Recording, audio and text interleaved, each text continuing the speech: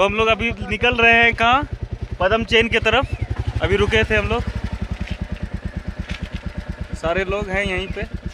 जुलूक से वापस आके पदम चेन, हाँ जुलूक ऊपर रिफ्रेशमेंट के लिए रुके थे। हाँ चलो चलेंगे, बहुत अच्छा लग रहा है आराम करके। मजा आ गया, अचानक धूप उग गया।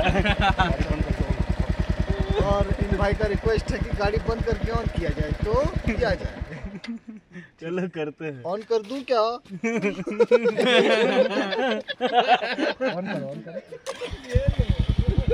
ये अमित जी अभी पदम चैन की तरफ जाएंगे हम लोग। जुलूक से आए हैं पदम चैन, पदम चैन जा रहे हैं, जहाँ जाके ही चैन मिलेगा। हाँ वही चैन है। हमारे को धन्यवाद। धन्यवाद।